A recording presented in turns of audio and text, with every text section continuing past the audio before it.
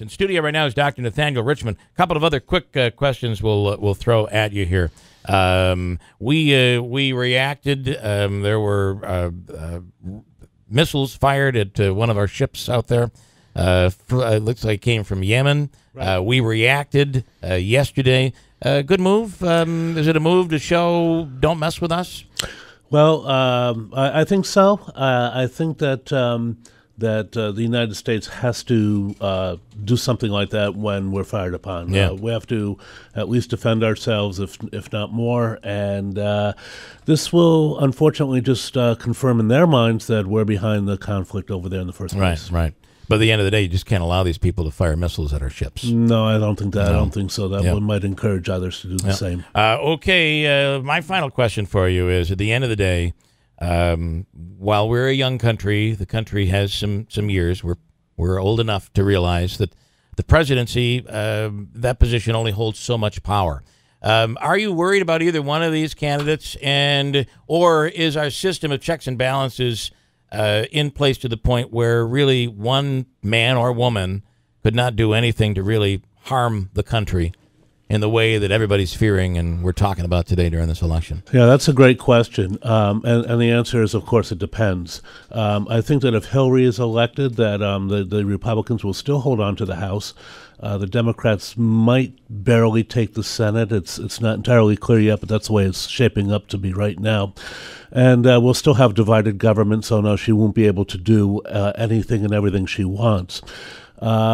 With Mr. Trump, it's a little bit less clear because if he does win, unlikely as it appears to be right now, but a lot can happen between now and when the election actually happens.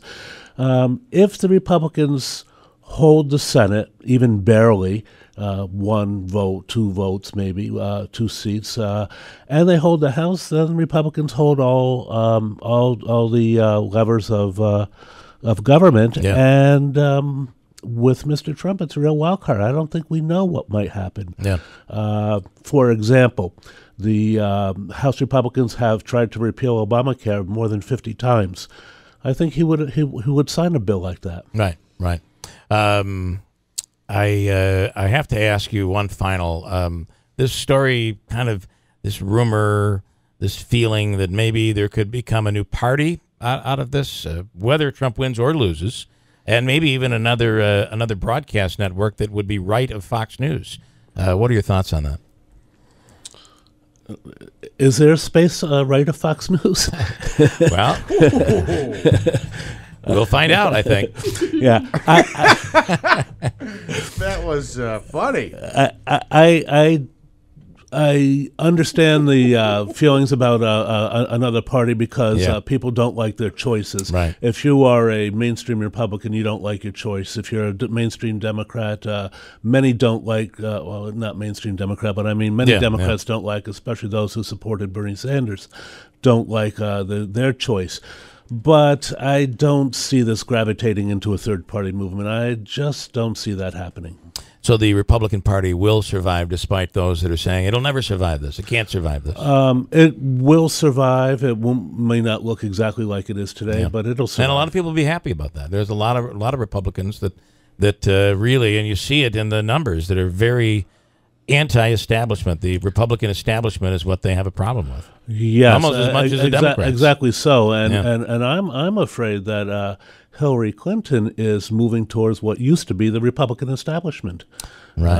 The I predicted that. I mean, far right. There's going to be a very unhappy Bernie Sanders crowd if Hillary becomes president. She will not be as left as they think she's going to be. Oh, that's absolutely true. Yeah. Yes, I agree with that. Interesting. All right, we'll continue this. Thank you so much, Dr. Nathaniel Richmond from Utica College.